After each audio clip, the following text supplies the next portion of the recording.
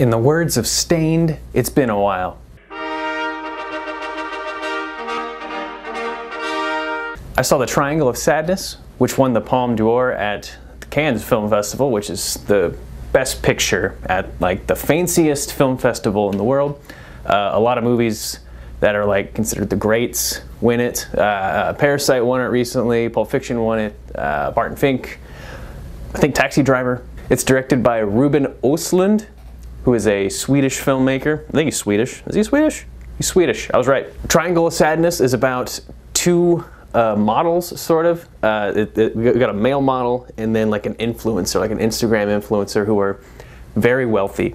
And they come aboard a ship, specifically a yacht, a $350 million yacht, and they share it with a bunch of other extremely elite rich people. It's all about the power dynamic of, you know, there's these working class people who are running the ship, and then there's these elite, very, very, very rich people who have no idea how to talk to these working class people.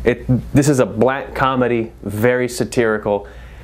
I thought it was hilarious.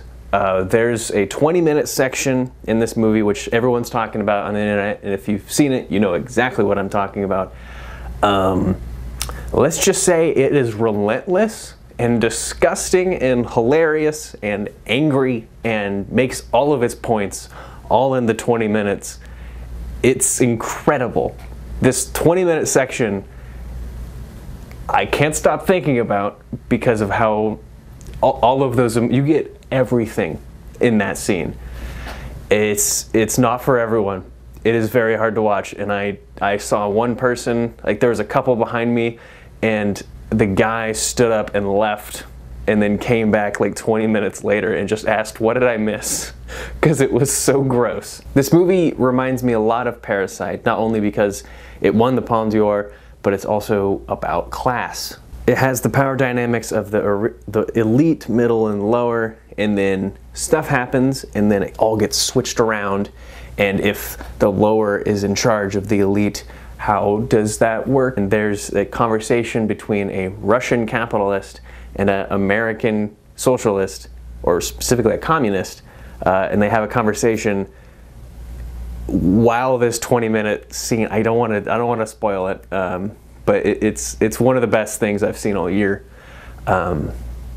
Every single scene in this movie is one of those where I think once it transitions to the next scene, I'm like, man, that was a good scene, and it's that over and over and over and over and over.